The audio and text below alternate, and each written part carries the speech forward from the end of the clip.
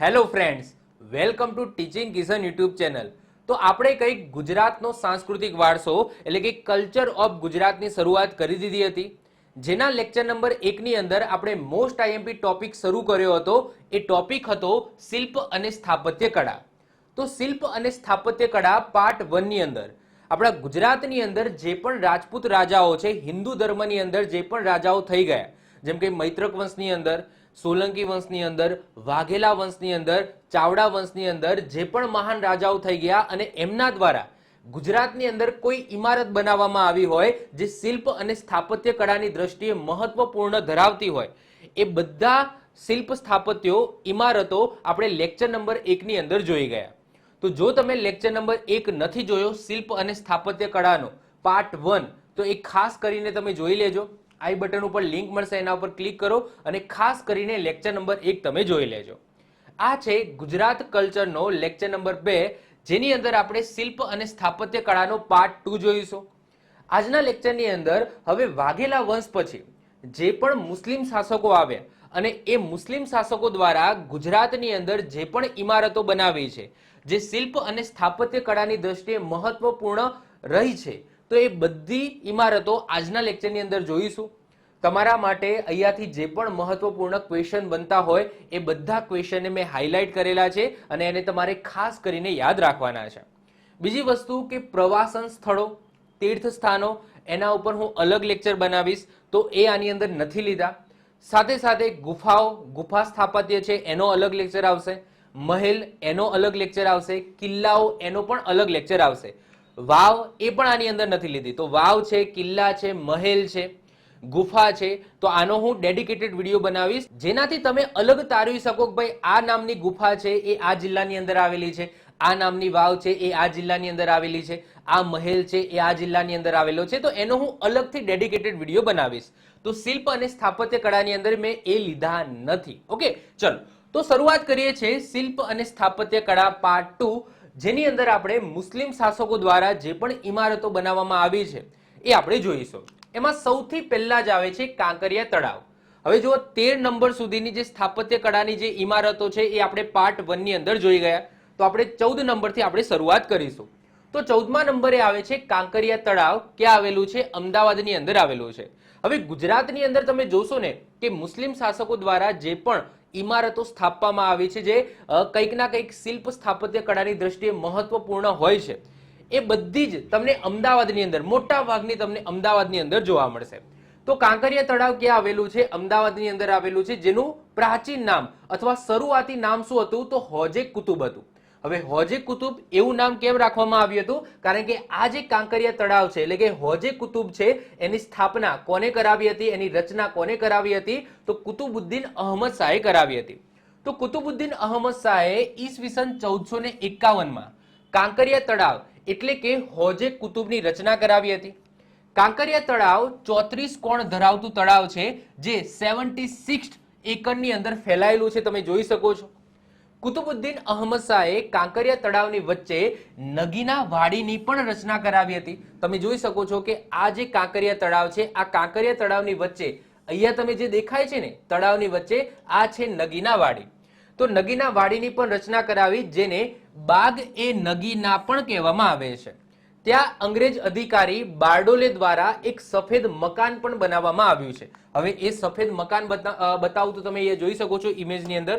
તો એ આ નગીના વાડી છે, આ કાંકરિયા તળાવ છે, આખું ફરતે આ રીતના પાણી છે, વચ્ચે તમને નગીના વાડી જોવા મળશે અને આ નગીના વાડીની અંદર તમને એક સફેદ મકાન જોવા મળશે. અને આ સફેદ મકાન કોને બનાવ્યું છે? તો એ બનાવ્યું છે અંગ્રેજ અધિકારી બારડોલે. તો બારડોલે દ્વારા અહીંયા એક સફેદ મકાન પણ બંધાવ્યું હતું ગુજરાતનો અંદર, એટલે બંધાવ્યું હતું એનો ધેટ્સ મીન્સ કે એ રહેતો હતો. ઓકે, એ અંગ્રેજ અધિકારી અહીંયા રહેતો હતો. ગુજરાતનું સૌથી મોટું પ્રાણી સંગ્રહાલય, જેનું નામ છે કમલા નહેરુ ઝૂઓલોજિકલ પાર્ક, એ પણ તમને ક્યાં જોવા મળશે? તો કાંકરિયાની અંદર જ તમને જોવા મળશે, જેની સ્થાપના રૂબિન ડેવિડ નામના વ્યક્તિએ વર્ષ 1951માં કરાવી હતી. તો જુઓ, જે હોજે કુતુબ છે અને વચ્ચેની જે નગીના વાડી છે, એટલે કે કાંકરિયા તળાવ છે અને વચ્ચે જે નગીના વાડી છે, એની સ્થાપના, એની રચના કોને કરાવી હતી? તો કુતુબુદ્દીન અહમદ શાહે કરાવી હતી. હવે આ નગીના વાડીની અંદર એક સફેદ મકાન જોવા મળશે. અને એ મકાન કોને બંધાવ્યું હતું? તો બારડોલે નામના એક અંગ્રેજ અધિકારીએ બંધાવ્યું હતું અને પોતે અહીંયા રહેતો હતો, એટલે કે પોતાનું મકાન બંધાવ્યું હતું.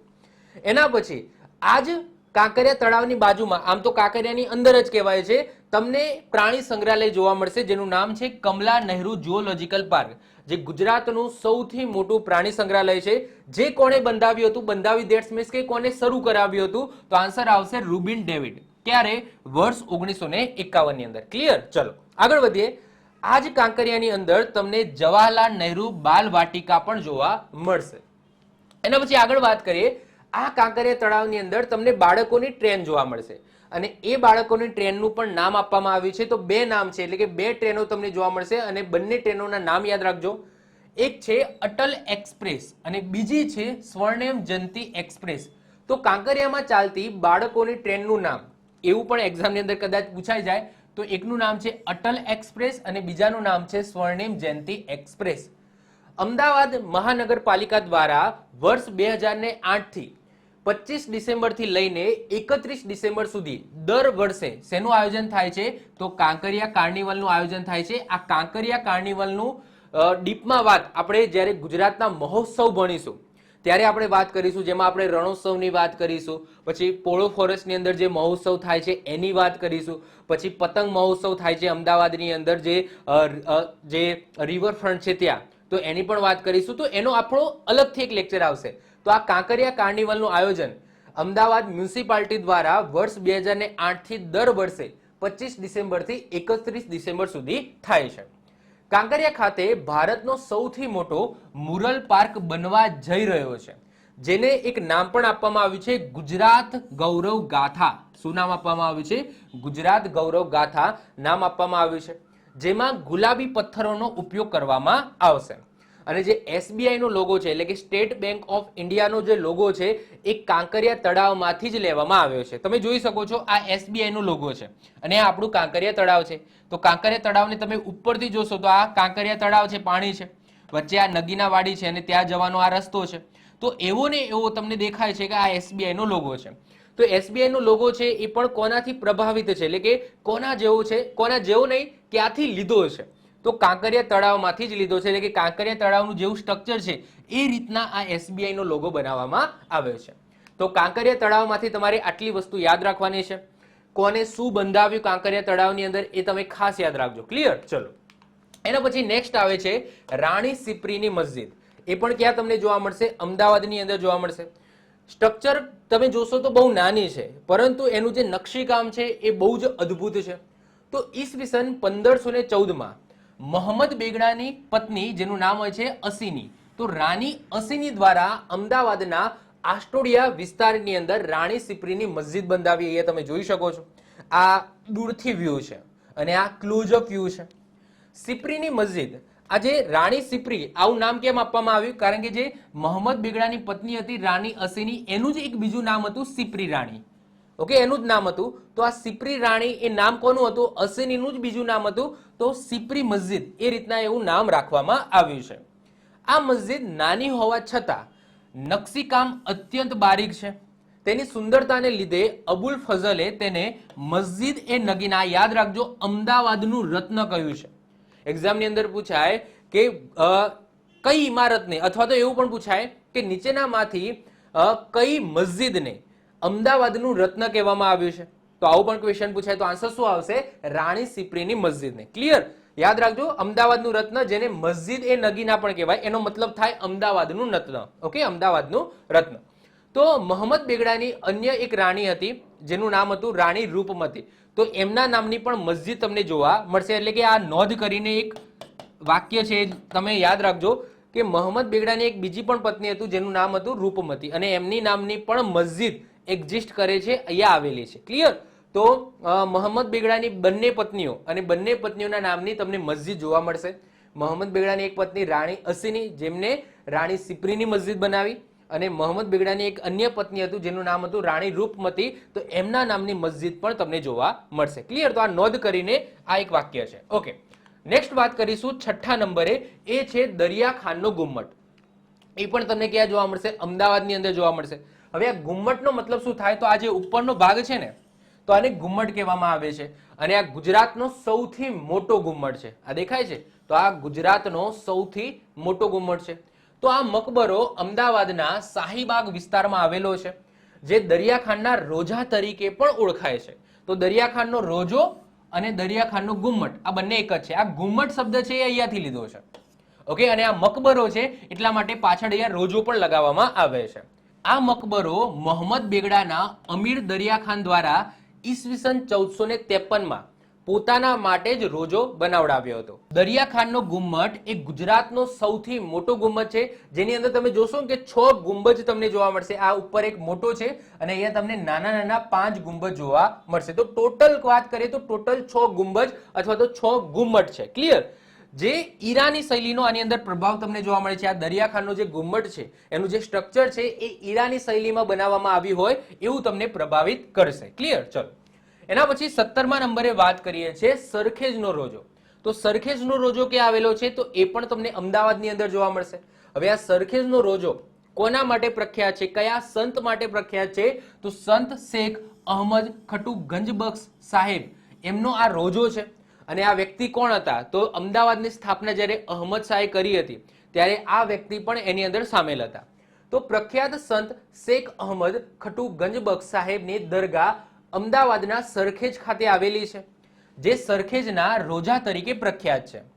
આ રોજાનું બાંધકામ કોને કરાવ્યું હતું? તો યસ, અહમદ શાહ એટલે કે કુતુબુદ્દીન અહમદ શાહ, જેમને અમદાવાદની સ્થાપના કરી, તો એમના દ્વારા આ સરખેજનો રોજો બાંધવામાં આવ્યો હતો. કોના માટે? તો એમના જે સંત હતા જેમને જે અમદાવાદની સ્થાપના કરી, તો એમાં પણ એ ભાગીદાર હતા. એવા સંત શેખ અહમદ ખટુ ગંજબખ્શના યાદમાં અથવા તો એમના રોજા તરીકે આ પ્રખ્યાત છે. તો આ રોજાનું બાંધકામ કુતુબુદ્દીન અહમદ શાહ દ્વારા ઈસવીસન 1451માં પૂર્ણ કરવામાં આવ્યું હતું. આ સંકુલ એની વિશેષ રચનાના કારણે મહાન આર્કિટેક્ટ, હમણાં આપણે વાત કરીશું બધા જુદા જુદા આર્કિટેક્ટની પણ આજના લેક્ચરની અંદર વાત કરવાની છે. તો આ સંકુલ એની વિશેષ રચનાના કારણે 20મી સદીના જે મહાન આર્કિટેક્ટ થઈ ગયા લા કાર્બુઝિયર, તો આ લા કાર્બુઝિયર દ્વારા આ જે રોજો છે એને કોની સાથે સરખાવવામાં આવ્યો છે? તો એથેન્સના એક્રોપોલિસ સાથે સરખાવવામાં આવ્યો છે. અને એના કારણે જ આ રોજાને અમદાવાદનો એક્રોપોલિસ કહેવામાં આવે છે. ક્લિયર? તો એક્ઝામની અંદર પૂછાય કે અમદાવાદના એક્રોપોલિસ તરીકે કયા રોજાને સરખાવવામાં આવે છે અથવા કયા રોજાને ગણવામાં આવે છે? તો સરખેજના રોજાને ગણવામાં આવે છે. ક્લિયર? મોસ્ટ આઈએમપી છે, આ આપણે યાદ રાખીશું. અને વાત થાય સરખેજના રોજાના સ્થાપત્ય શૈલીની, તો આન્સર આવશે ઇન્ડો સેરોનિક. તો આ જે સરખેજનો રોજો છે એની સ્થાપત્ય શૈલી કેવી છે?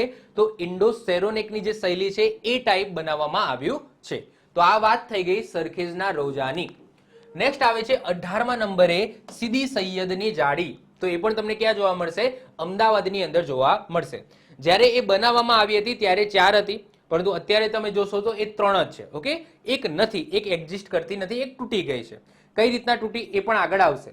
તો સીદી સૈયદની જાળીનું નિર્માણ ઈસવીસન 1572માં મુઝફ્ફર શાહ ત્રીજાના સમયમાં ગુલામ સીદી સૈયદ દ્વારા સરદાર બિલાલ ખાન માટે ભદ્રમાં લાલ દરવાજા પાસે બંધાવેલી સીદી સૈયદની મસ્જિદની અંદર કરાવવામાં આવ્યું છે.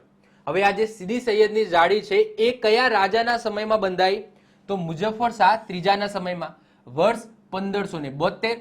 સાલ યાદ રાખવાની જરૂર નથી. આ જે સાલ છે એ યાદ રાખવાની જરૂર નથી. જસ્ટ રાજા યાદ રાખજો કે કોના સમયમાં બંધાવી હતી, કોને બંધાવી હતી અને કોના માટે બંધાવી હતી. તો કોને બંધાવી હતી? તો ગુલામ સીદી સૈયદ દ્વારા બંધાવવામાં આવી હતી. કોના માટે? તો સરદાર બિલાલ ખાન માટે બંધાવી હતી. ક્યાં આવેલી છે? તો ભદ્રમાં લાલ દરવાજા પાસે તમને સીદી સૈયદની મસ્જિદ જોવા મળશે અને આ મસ્જિદની અંદર તમને સીદી સૈયદની જાળી જોવા મળશે.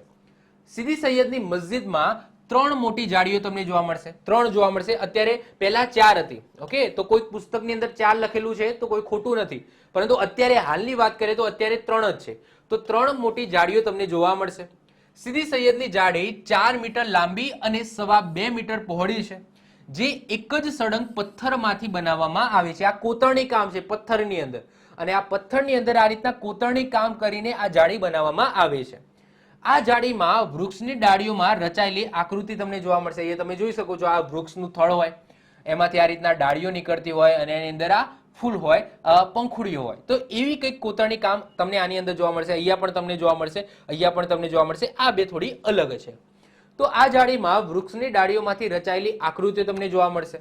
IIM અમદાવાદનો જે લોગો છે એ સીદી સૈયદની જાળીમાંથી લેવામાં આવે છે. એટલે કે એમનો જે તમને લોગો જોશો IIM અમદાવાદ, આની અંદર આઈ થિંક મેં આકૃતિ નથી મૂકી. તો IIM અમદાવાદનો લોગોમાં સીદી સૈયદની જાળીને સ્થાન મળેલ છે. આ જાળીમાંથી એક જાળી કાઢીને કોણ લઈ ગયું હતું, મતલબ કે કોણે લઈ જવાનો ટ્રાય કર્યો હતો, તો લોર્ડ કર્ઝને. પરંતુ રસ્તામાં જ એ તૂટી ગઈ અને એના પછી શું કર્યું કે આ જે સીદી સૈયદની જાળી છે એવી જ એને સિલ્વર એટલે કે ચાંદીની બનાવીને પોતાની સાથે એ લઈ ગયો હતો. તો આ જાળીમાંથી એક જાળી કાઢીને લોર્ડ કર્ઝન પોતાની સાથે લઈ જવા નીકળ્યો હતો, પરંતુ રસ્તામાં જ મુંબઈ જતી વખતે એ તૂટી ગઈ. ત્યારબાદ એ આ ટાઈપની જ સિલ્વર એટલે કે ચાંદીની જાળી બનાવીને એના જેવી ચાંદીની જાળી બનાવીને એ પોતાની સાથે એ લઈ ગયો હતો. ક્લિયર? તો આ રીતના એ તૂટી ગઈ હતી. તો અત્યારે તમે જોશો તો 3 એક્ઝિસ્ટ કરે છે, 4 નથી. અત્યારે કેટલી છે? માત્ર 3 છે. ક્લિયર? તો આપણે ખાસ યાદ રાખીશું. ઓકે, તો આ વાત થઈ ગઈ સીદી સૈયદની જાળીની. નેક્સ્ટ આવે છે 19મા નંબરે જામા મસ્જિદ, જેને જુમા મસ્જિદ પણ કહેવામાં આવે છે. એ પણ તમને ક્યાં જોવા મળશે? તો અમદાવાદની અંદર જોવા મળશે. તો ગુજરાતની સૌથી મોટી અને ભવ્ય મસ્જિદ જામા મસ્જિદનું નિર્માણ સુલતાન અહમદ શાહે ઈસવીસન 1423માં કરાવ્યું, જેની પૂર્વમાં અહમદ શાહનો રોજો પણ તમને જોવા મળશે, જેને બાદશાહના હજીરા તરીકે પણ ઓળખવામાં આવે છે. કેટલી ભવ્ય છે તમે જોઈ શકો છો. તો આ છે જામા મસ્જિદ જે અમદાવાદની અંદર આવેલી છે, જેને જુમા મસ્જિદ પણ કહેવામાં આવે છે. કોણે બંધાવી હતી? તો અહમદ શાહે બંધાવી હતી. ક્યારે? 1423 ની અંદર. અને એની બાજુમાં જ અહમદ શાહનો તમને રોજો જોવા મળશે, જેને બાદશાહના હજીરા તરીકે પણ ઓળખવામાં આવે છે. આ મસ્જિદનો મધ્ય ભાગ 3 મંજિલા છે, એટલે કે 3 માળનો તમને જોવા મળશે. વાસ્તવમાં હિન્દુ અને મુસ્લિમ કલાના સર્વોચ્ચ સમન્વયનો ઉત્તમ નમૂનો છે. તેના બાંધકામમાં રેતાળ પથ્થરોનો ઉપયોગ કરવામાં આવ્યો છે. આ મસ્જિદ 80 સ્તંભો પર ઉભેલી છે, જેમાં સ્તંભો, કમાન, કંદોરા, ગોખ, સજાવટ, આકર્ષણ ધરાવે છે. તો આ તમે જોઈ શકો છો. આ છે જામા મસ્જિદ, જેને જુમા મસ્જિદ પણ કહેવામાં આવે છે. અહમદ શાહે બનાવી છે. ક્યાં આવેલી છે? અમદાવાદની અંદર આવેલી છે. ક્લિયર? જો અમુક એવા સ્થાપત્યો છે, એ સ્થાપત્યોમાંથી એક જ વસ્તુ પૂછાય છે કે ભાઈ એ કોને બંધાવી. જેમ કે આ છે કે જુમા મસ્જિદ છે, જામા મસ્જિદ છે, કોણે બંધાવી? તો અહમદ શાહ દ્વારા બંધાવવામાં આવી છે. બહુ ના બહુ એવું પૂછાય કે ભાઈ ક્યાં આવેલી છે? તો અમદાવાદની અંદર આવેલી છે. મેં કીધું એમ કે મોટા ભાગના જે મુસ્લિમ સ્થાપત્યો છે એ તમને અમદાવાદની અંદર જ જોવા મળશે. એના પછી 20મા નંબરે આવે છે, એ છે ઝુલતા મિનારા. આ ઝુલતા મિનારાનું બીજું નામ છે સીદી બસીર મસ્જિદ. તો સીદી મસ્જિદની અંદર જ તમને ઝુલતા મિનારા જોવા મળશે. હવે પહેલો જ ક્વેશ્ચન એ થાય કે સાહેબ આને ઝુલતા મિનારા કેમ કહેવામાં આવે છે? હવે મિનારાનો મતલબ શું થાય? તો આ મિનારા છે. આ રીતના સ્તંભ હોય છે ને, તો સ્થાપત્ય મુસ્લિમ સ્થાપત્યની અંદર આ ટાઈપનો તમને સ્તંભ જોવા મળે તો એને શું કહેવામાં આવે? મિનારા કહેવામાં આવે. જેમ કે 4 મિનારા છે જે તમને હૈદરાબાદની અંદર જોવા મળશે, તો આને શું કહેવામાં આવે? મિનારા કહેવામાં આવે છે. તો અહીંયા તમે જોઈ શકો છો, આ એક મિનારો છે. ઓકે, તો આ રીતના અહીંયા 2 મિનારા છે, તો આને શું કહેવામાં આવે? મિનારા. હવે આને ઝુલતા મિનારા કેમ કહેવામાં આવે છે? કારણ કે તમે એક મિનારા ઉપર ચડો અને એ મિનારા ઉપર ચડીને એને તમે ખખડાવો અથવા તો હલાવો, તો આ બંને વચ્ચે કંઈક કનેક્શન નથી, કંઈક જોડાયેલા નથી. તો જો તમે આ મિનારા ઉપર ચડીને આ મિનારો હલાવશો ને, તો ઓટોમેટિક આ મિનારો પણ હલશે. બંને વચ્ચે કોઈ કનેક્શન નથી તો પણ. તો એના કારણે આને શું કહેવામાં આવે છે? ઝુલતા મિનારા કહેવામાં આવે છે. અને સાહેબ આવું શોધ્યું કોને? સૌથી પહેલા કોને આ ટાઈપનું એવું નોટિસ કર્યું કે ભાઈ આ મિનારો ઉપર ચડીને તમે આને હલાવો છો તો આ મિનારો હલે છે? તો એવું નોટિસ કરનાર વ્યક્તિ હતા મોનિયર એમ વિલ્સન. તો એનું નામ પણ પૂછાઈ શકે, તો આ આપણે યાદ રાખીશું. ચલો વાંચીએ. ઈસવીસન 1452માં અમદાવાદમાં કાળુપુરમાં ઝુલતા મિનારાની મસ્જિદ બનાવી, જે સીદી બસીરની મસ્જિદ તરીકે ઓળખાય છે. ઓકે, સીદી બસીરની મસ્જિદ તરીકે ઓળખાય છે. એક મિનારા ઉપર ચડીને તે મિનારો હલાવતા બીજો મિનારો પણ થોડી ક્ષણોમાં હલે છે, તેથી આ મિનારાનું નામ ઝુલતા મિનારા પડ્યું. આ ઝુલતા મિનારાની જે લાક્ષણિકતાઓ છે, એટલે કે એક મિનારા ઉપર ચડીને તમે હલાવો છો તો બીજો મિનારો હલે છે, આવી લાક્ષણિકતા એ કોને શોધી? કયા અંગ્રેજ વિદ્વાને શોધી? તો મોનિયર એમ વિલ્સન દ્વારા શોધવામાં આવી છે.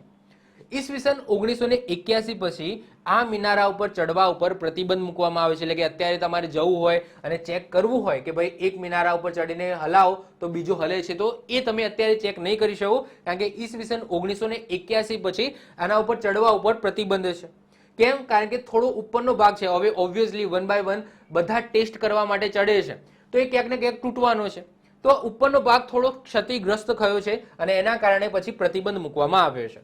અને આ જે ઝૂલતા મિનારા છે એ કઈ શૈલીનો આના ઉપર પ્રભાવ જોવા મળે છે? તો મુગલ શૈલીનો આના ઉપર પ્રભાવ જોવા મળે છે. તો ઝૂલતા મિનારા ઉપરથી તમારે આટલી વસ્તુ ખાસ યાદ રાખવાની છે. ક્લિયર? ચલો નેક્સ્ટ વાત કરીએ શાહ આલમનો રોજો અથવા તો શાહ આલમની મસ્જિદ. એ પણ તમને ક્યાં જોવા મળશે? અમદાવાદની અંદર જોવા મળશે. ઇમેજ તમે જોઈ લો તો આ છે શાહ આલમની મસ્જિદ. તો હજરત શાહ આલમ સાહેબ વટવાના પ્રખ્યાત સંત હજરત કુતુબે સાહેબના પુત્ર હતા. એટલે કે આ જે શાહ આલમનો રોજો છે એ કોનો રોજો છે? તો હજરત શાહ આલમનો રોજો છે. જે કોણ હતા? તો સંત હજરત કુતુબ સાહેબના પુત્ર હતા. હવે આ શાહ આલમનું પ્રિય નામ શું હતું? તો આ શાહ આલમનું પ્રિય નામ હતું મિયા મંજલા. શું હતું? મિયા મંજલા. તો શાહ આલમનું પ્રિય નામ હતું મિયા મંજલા. હવે વાત થાય કે આ શાહ આલમનો રોજો કોણે બંધાવ્યો? તો એ બંધાવ્યો હતો સુલતાન બહાદુર શાહના સમયમાં એક શક્તિશાળી દરબારી હતો અમીર તાજખાન. અને આ અમીર તાજખાન દ્વારા આ શાહ આલમનો મકબરો કહી શકો અથવા તો મસ્જિદ કહી શકો અથવા તો રોજો કહી શકો એ બંધાવ્યો હતો. તો અમીર તાજખાન કોણ હતો? બહાદુર શાહના સમયમાં શક્તિશાળી નરપાલી હતો જેને શાહ આલમ સાહેબના મકબરાનું બાંધકામ કરાવ્યું છે. શાહ આલમ સાહેબના વંશજો એ શાહી સૈયદો તરીકે ઓળખાતા હતા અને હિયાકતે શાહી નામના ગ્રંથમાં તેમના ચમત્કારો અને વાર્તાઓના સંગ્રહ કરવામાં આવ્યો છે. એટલે કે એના જે ખ્યાલ છે, એમના જે ચમત્કારો છે, એમની જે વાર્તાઓ છે એ તમને ક્યાં જોવા મળશે? તો હિયાકતે શાહી નામના ગ્રંથની અંદર જોવા મળશે. ક્લિયર? તો આ વાત થઈ ગઈ શાહ આલમના રોજાની. એના પછી નેક્સ્ટ આવે છે 22મા નંબરે મોતી શાહી મહેલ, જે તમને ક્યાં જોવા મળશે? અમદાવાદની અંદર જોવા મળશે. હવે આ મોતી શાહી મહેલ છે એ ઘણા બધા મહાન વ્યક્તિઓ સાથે સંકળાયેલો છે, જેમ કે સરદાર વલ્લભભાઈ પટેલ સાથે સંકળાયેલો છે આ મહેલ, સાથે સાથે રવિન્દ્રનાથ ટાગોર સાથે સંકળાયેલો છે. તો વાત કરીએ મોતી શાહી મહેલની, તો 17મી સદીમાં મુગલ બાદશાહ શાહજહાએ પોતાની પત્ની મુમતાજની યાદમાં આ મોતી શાહી મહેલ બંધાવ્યો હતો. પરંતુ તેની સાથે એક માન્યતા જોડાયેલી છે કે શાહજહાં જ્યારે મહેલની અંદર પ્રવેશ કરતા હતા તો એનો જે દરવાજો છે એ દરવાજાને માથું અડી રહેતું હતું અને એવું કહેવાય છે એથી આ જે મહેલ છે એને અપસુકન્યાળ કહેવાતું. કેમ? કારણ કે જ્યારે આ મહેલની અંદર એન્ટર થતા હતા શાહજહાં, એમને પોતાની પત્ની મુમતાજની યાદમાં જ બંધાવ્યો હતો. હવે જ્યારે એન્ટર થતા હતા તો એમનું માથું છે એ દરવાજાને અડી રહેતું હતું અને એના કારણે એમને નીચે ઝૂકવું પડતું હતું અંદર એન્ટર થવા માટે. તો એટલે કહી શકાય કે આ અપસુકન્યાળ છે એ એવું ગણતા હતા. ક્લિયર? એના પછી બ્રિટિશ શાસન દરમિયાન અંગ્રેજોના સમયમાં આ જે મોતી શાહી મહેલ છે એને કલેક્ટર કચેરીના અંદર રૂપાંતરણ કરવામાં આવી. એટલે કે કલેક્ટર કચેરી છે એ આની અંદર ચાલતી હતી. એના પછી રવિન્દ્રનાથ ટાગોર છે એ પણ અહીંયા રોકાયા હતા અને જ્યારે એ રોકાયા હતા ત્યારે એમને અહીંયા આ મોતી શાહી મહેલની અંદર એક ગ્રંથ લખ્યો હતો. એ ગ્રંથનું નામ છે હંગરી સ્ટોન. તો યાદ રાખજો, હંગરી સ્ટોન ગ્રંથ છે એ આ મહેલની અંદર લખવામાં આવ્યો હતો. કોના દ્વારા? તો રવિન્દ્રનાથ ટાગોરે લખ્યો હતો. ક્લિયર? આ યાદ રાખજો. સરદાર વલ્લભભાઈ પટેલ જ્યારે 1924 થી લઈને 1928 દરમિયાન એએમસી એટલે કે અમદાવાદ મ્યુનિસિપાલિટીના જ્યારે પ્રમુખ હતા એ સમયે આ મોતી શાહી મહેલની અંદર રહેતા હતા. તેથી 1975 પછી આ જે મોતી શાહી મહેલ છે એને સરદાર વલ્લભભાઈ પટેલ રાષ્ટ્રીય સ્મારક તરીકે ઘોષિત કરવામાં આવ્યો, કારણ કે એમની હજુ પણ વસ્તુ અહીંયા સંગ્રહિત કરવામાં આવી છે સરદાર વલ્લભભાઈ પટેલની. તમે અત્યારે તમે જશો તો આની અંદર આ અત્યારે સંગ્રહાલય તરીકે એક એઝ અ સંગ્રહાલય એઝ અ રાષ્ટ્રીય સ્મારક તરીકે અત્યારે વર્કિંગમાં છે. તો આની અંદર તમે જોશો તો જ્યારે સરદાર વલ્લભભાઈ પટેલ અહીંયા રહેતા હતા તો એમની જે વસ્તુઓ છે એને અહીંયા પ્રદર્શિત કરવામાં આવે છે. આ સિવાય 1 મે 1960 જ્યારે ગુજરાત સ્વતંત્ર થયું ત્યારે આ મોતી શાહી મહેલને રાજ્યપાલ ભવન તરીકે પણ ઉપયોગમાં લેવાતો હતો, પરંતુ એઝ ઓફ નાવ 1975 પછી, ઓકે, 1960 થી લઈને 75 સુધી એ રાજ્યપાલ ભવન હતું. શું હતું? રાજ્યપાલ ભવન. અને એના પછી 1975 થી એને સરદાર વલ્લભભાઈ પટેલ નેશનલ મેમોરિયલ તરીકે ઘોષિત કરવામાં આવ્યું છે. એ લખેલું પણ છે જો, સરદાર વલ્લભભાઈ પટેલ રાષ્ટ્રીય સ્મારક. ક્લિયર? તો આ થઈ ગયો મોતી શાહી મહેલ જે તમને અમદાવાદની અંદર જોવા મળશે. એના પછી નેક્સ્ટ વાત કરીએ 3 દરવાજા. તો 3 દરવાજા તમને ક્યાં જોવા મળશે? અમદાવાદની અંદર. અહીંયા દેખાય છે 1, 2 અને 3. તો આ 3 દરવાજા છે. 3 દરવાજા કોને બંધાવ્યા હતા? તો સુલતાન અહમદ શાહ દ્વારા બંધાવવામાં આવ્યા હતા. ભદ્રના કિલ્લાથી આગળનું જે મેદાન છે અને એના છેડે જુમા મસ્જિદ છે. તો એના એ જવાનો માર્ગ છે, એ માર્ગની અંદર તમને આ 3 દરવાજા જોવા મળશે. એટલે કે કહી શકો કે ભદ્રનું આ રીતના ભદ્રનો કિલ્લો છે, એની આગળ આ રીતના મેદાન છે અને અહીંયા જુમા મસ્જિદ છે.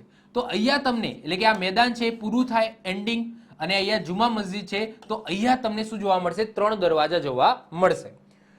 વચલા દરવાજાની બંને બાજુ મિનારાની બાંધણી જેવા સુંદર ગોખવાળા બુરજો તમને જોવા મળશે. આ વચ્ચેનો દરવાજો છે, તો એની બંને બાજુ તમે જોશો ને તો આ મિનારા છે. ઓકે, પણ છૂટા નથી. આ રીતના દિવાલની અંદર અહીંયા તમને 2 મિનારા જોવા મળશે અને આ મિનારાની અંદર તમને ગોખલા જોવા મળશે જુદા જુદા, જેની અંદર કોતરણી કામ કરવામાં આવ્યું છે. તો એ જ લખેલું છે કે વચલા દરવાજાની બંને બાજુએ મિનારાની બાંધણી જેવા સુંદર ગોખવાળા તમને બુરજો પણ જોવા મળશે. તો 3 દરવાજા તમને ક્યાં જોવા મળશે? તો અમદાવાદની અંદર જોવા મળશે. જે કોને બંધાવ્યા હતા? તો અહમદ શાહ દ્વારા જ બંધાવવામાં આવ્યા હતા. તો આ સાથે મુસ્લિમ ધર્મના જે પણ રાજાઓ થઈ ગયા, જેમના દ્વારા કંઈક ના કંઈક સ્થાપવામાં આવ્યું હોય, જે શિલ્પ કળાની દ્રષ્ટિએ મહત્વપૂર્ણ ધરાવતું હોય, એ આપણે કવર કરી ગયા. હવે આપણે વાત કરીશું છેલ્લે ગુજરાતના શિલ્પ સ્થાપત્યકારોની. તો ગુજરાતની અંદર જે પણ મહત્વપૂર્ણ આર્કિટેક્ટ થઈ ગયા, જેમના દ્વારા ગુજરાતની અંદર કંઈક સ્થાપવામાં આવ્યું હોય, એવા આર્કિટેક્ટની આપણે વાત કરીશું. ક્લિયર? ભારતના આર્કિટેક્ટની વાત નથી કરવાની. ક્લિયર?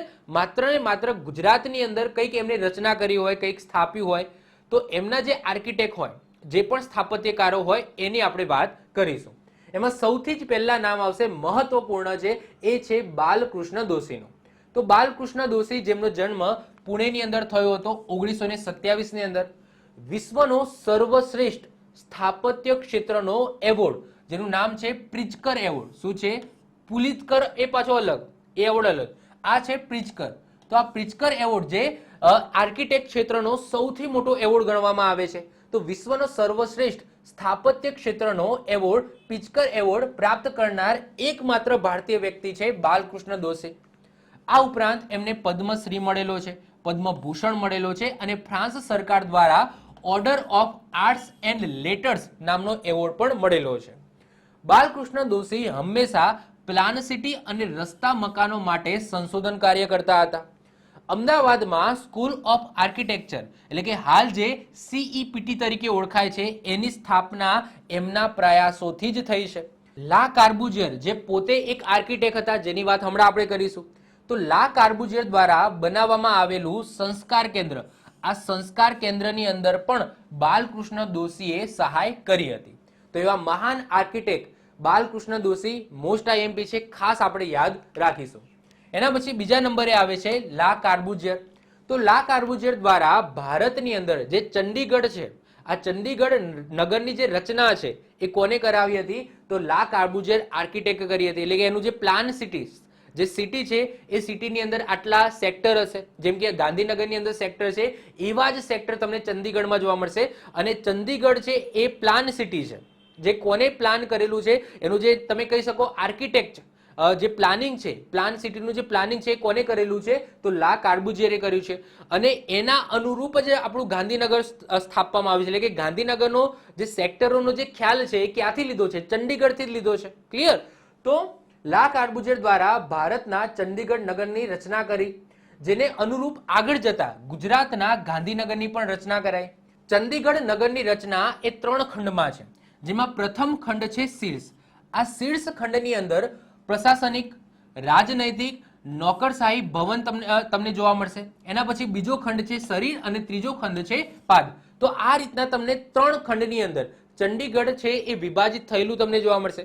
હવે ગાંધીનગરની અંદર પણ તમે જોશો કે જે G4 છે, ત્યાંથી Ch4 છે, Ch4 ઉપર તમે જશો ને એ રસ્તો તમે પકડશો, જે વાત કરીએ જે ઉદ્યોગ ભવન એ બધું આવેલું છે, તો એ બધી તમે જોશો કે સરકારી બિલ્ડિંગો જોવા મળશે, સચિવાલય ને આ તે બધું જોવા મળશે.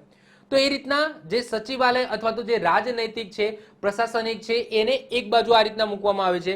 પછી તમે જોશો કે GIDC બાજુ તમે જશો, સેક્ટર 25 બાજુ જશો, તો ત્યાં તમને ઉદ્યોગો તમને જોવા મળશે. પછી તમે વચ્ચેના સેક્ટરોમાં જશો તો ત્યાં તમને મકાનો જોવા મળશે, ટેનામેન્ટ જોવા મળશે. તો આ રીતના એનું પ્લાનિંગ કરવામાં આવ્યું છે. તો આ જે પ્લાનિંગ છે, ગાંધીનગરનું પ્લાનિંગ છે, એ ક્યાંથી લેવામાં આવ્યું છે? તો ચંડીગઢનું જે પ્લાનિંગ છે ત્યાંથી લેવામાં આવ્યું છે. તો એમાં મોટો હાથ કોનો છે? તો લા કાર્બુઝિયરનો છે. તો નેક્સ્ટ વાત કરીએ છીએ ત્રીજા નંબરના આર્કિટેક્ટ, એ છે પીલુ મોદી. પીલુ મોદીની વાત કરીએ તો પીલુ મોદી એ વાસ્તુકારની સાથે રાજનેતા પણ હતા. તેઓ 4મી અને 5મી લોકસભાના સભ્ય પણ રહી ચૂક્યા છે. હવે આપણે પીલુ મોદીને કેમ ભણીએ છીએ? તો એમણે દિલ્હીમાં આવેલી પ્રખ્યાત ઓબેરોય હોટેલ એની વાસ્તુ રચના કરી હતી, એટલે કે એનું પ્લાનિંગ કર્યું હતું. એના પછી નેક્સ્ટ આવે છે ચોથા નંબરે કાંતિભાઈ પટેલ. કાંતિભાઈ પટેલની વાત કરીએ તો ખેડાના સોજિત્રા ગામના વતની છે, જેમને 27 વર્ષની ઉંમરે વલ્લભ વિદ્યાનગરમાં સરદાર વલ્લભભાઈ પટેલની 4 મીટર ઊંચી પ્રતિમાનું નિર્માણ કર્યું. તેમને અમેરિકાના ન્યુયોર્કમાં પણ 2.5 મીટર ઊંચી ગાંધીજીની પ્રતિમા પણ બનાવી અને 2004માં એમને પદ્મશ્રી એવોર્ડ મળેલો છે. તો મહાન એવા મૂર્તિકાર કાંતિભાઈ પટેલ, જેમને 27 વર્ષની ઉંમરે સરદાર વલ્લભભાઈ પટેલની 4 મીટર ઊંચી પ્રતિમા બનાવી વલ્લભ વિદ્યાનગરની અંદર, સાથે સાથે અમેરિકાના ન્યુયોર્કની અંદર પણ ગાંધીજીની પ્રતિમા બનાવી 2.5 મીટર ઊંચી.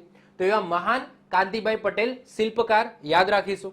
એના પછી ચાર્લ્સ કોરિયા.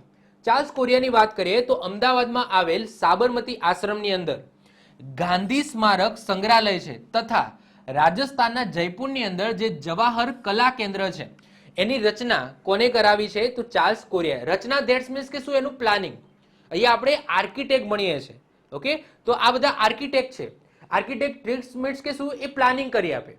અથવા તો આ છે મૂર્તિકાર છે, પોતે મૂર્તિકાર છે, જેમને મૂર્તિની રચના કરી. જેમાં મૂર્તિકારની અંદર આપણે શિલ્પકાર એવો શબ્દ પણ યુઝ કરીએ છીએ. તો આ બધા એ વ્યક્તિઓ છે જે પ્લાનિંગ કરી આપે છે. કોઈ સિટી હોય તો એનું પ્લાનિંગ કરી આપે, અથવા તો આ તો મૂર્તિકાર છે જે પોતે એ મૂર્તિ બનાવે છે. તો એવા વ્યક્તિઓ છે, એવા મહાન વ્યક્તિઓની આપણે વાત કરી રહ્યા છે. એના પછી નેક્સ્ટ વાત કરીએ છઠ્ઠા નંબરે, એ વ્યક્તિ છે પ્રભાશંકર સોમપુરા. ક્યાંક ને ક્યાંક તમે આમનું નામ સાંભળ્યું હશે. તો પાલીતાણા ભાવનગરના રહેવાસી છે, જેમનો જન્મ ઈસવીસન 1896માં થયો હતો. ક્યારે એ પ્રખ્યાત બન્યા? જ્યારે આઝાદી પછી સરદાર વલ્લભભાઈ પટેલ દ્વારા નક્કી કરવામાં આવ્યું કે આપણે જે સોમનાથ મંદિર છે એનો જીર્ણોદ્ધાર કરીશું, એટલે કે આપણે એનું રિનોવેશન કરીશું. કારણ કે જ્યારે અંગ્રેજો હતા એ સમયમાં આખું તોડી ભાંગવામાં આવ્યું હતું મુસ્લિમ શાસકો દ્વારા. પછી અંગ્રેજોના સમયમાં એનું રિનોવેશન નથી થયું.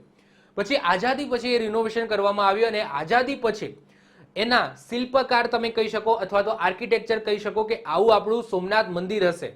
તો એવું નક્કી અથવા તો એનું પ્લાનિંગ છે એ કોને કર્યું હતું? તો પ્રભાશંકર સોમપુરા દ્વારા કરવામાં આવ્યું હતું. તો સોમનાથ મંદિરનું નવનિર્માણના સ્થપતિ છે પ્રભાશંકર સોમપુરા. તેમને શિલ્પશાસ્ત્ર પર ઘણા બધા પુસ્તકો લખ્યા છે, જેમાંથી એક મહત્વપૂર્ણ એમનું પુસ્તક છે જે બહુ પ્રખ્યાત છે, એ છે દીપાર્ણવ. તો ખાસ યાદ રાખીશું, જે શિલ્પશાસ્ત્ર ઉપર બેઝ છે.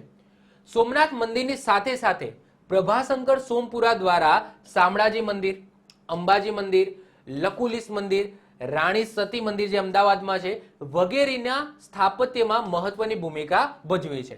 તો મોસ્ટ આઈએમપી છે, આ આપણે ખાસ યાદ રાખીશું. એના પછી નેક્સ્ટ વાત કરીએ જસુબેન શિલ્પી, જેમનું મૂળ નામ હતું જસુમતી આસરા, જેમને અત્યારે લાડથી તો નહીં પરંતુ એમના કામથી જસુબેન શિલ્પી તરીકે આપણે ઓળખીએ છીએ. તો જસુબેન શિલ્પીને એક બિરુદ મળેલું છે. શું મળેલું છે? તો બ્રોન્ઝ વુમન ઓફ ઇન્ડિયા. તો બ્રોન્ઝ વુમન ઓફ ઇન્ડિયા તરીકે જાણીતા જસુમતી આસરાનો જન્મ મહારાષ્ટ્રની અંદર થયો હતો. તેઓએ અમદાવાદમાં ઝાંસીની રાણી પ્રતિમા અને કેવડિયા કોલોનીમાં મૂકવામાં આવેલ 25 ફૂટ ઊંચી સરદાર વલ્લભભાઈ પટેલની પ્રતિમાની રચના કરેલી છે. તો આ પણ મૂર્તિકાર છે જસુબેન શિલ્પી, ખાસ યાદ રાખીશું. બ્રોન્ઝ વુમન ઓફ ઇન્ડિયા તરીકે ઓળખાય છે, જેમને અમદાવાદમાં ઝાંસીની રાણીની પ્રતિમા અને કેવડિયા કોલોનીમાં 25 ફૂટ ઊંચી સરદાર વલ્લભભાઈ પટેલની પ્રતિમાની રચના કરેલી છે. તો આવા મહાન શિલ્પકાર છે જસુબેન શિલ્પી. ક્લિયર? તો આ સાથે આપણો શિલ્પ અને સ્થાપત્ય કળા આ જે ટોપિક છે એ અહીંયા પૂર્ણ થાય છે, જેની અંદર આપણે શરૂઆતમાં રાજપૂત શાસકો દ્વારા, હિન્દુ શાસકો દ્વારા જે પણ ગુજરાતની અંદર શિલ્પ સ્થાપત્ય કળાના મહત્વપૂર્ણ જે ઇમારતો છે, નમૂના છે, એની વાત કરી. અને પાર્ટ 2 ની અંદર જે પણ મુસ્લિમ શાસકો છે જેમના દ્વારા જે ઇમારતો બનાવવામાં આવી છે, જે કંઈક ના કંઈક શિલ્પ અને સ્થાપત્ય કળાને અનુરૂપ મહત્વની ઇમારતો છે, એની આપણે વાત કરી ગયા. અને છેલ્લે આપણે જે મહાન શિલ્પકારો થઈ ગયા અને અત્યારે એક્ઝિસ્ટ પણ કરે છે, તો એમની પણ આપણે વાત કરી ગયા. તો આ સાથે શિલ્પ અને સ્થાપત્ય કળા જે ટોપિક છે એ અહીંયા પૂર્ણ થાય છે. તો આઈ હોપ સો તમને લેક્ચર ગમ્યો હશે. લેક્ચર ગમ્યો તો લેક્ચરને લાઈક કરી દો, મિત્રો સાથે શેર કરી દો. જો તમે આ ચેનલ ઉપર નવા આવી ગયા હોય તો ચેનલને સબસ્ક્રાઇબ કરીને બાજુમાં બેલ આઇકન હશે એ દબાવી દો, જેથી કોઈ નવો વિડીયો અપલોડ કરું તેની નોટિફિકેશન તમને મળતી રહે અને તમારો કોઈ પણ વિડીયો મિસ ના થાય. તો મળીશું નેક્સ્ટ લેક્ચરમાં. બાય, ઓલ ધ બેસ્ટ, જય હિન્દ, જય ભારત.